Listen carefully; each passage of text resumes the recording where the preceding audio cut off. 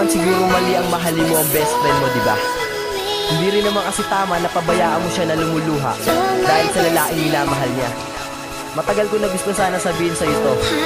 Hindi ko lang alam kung bakit di ko magawa.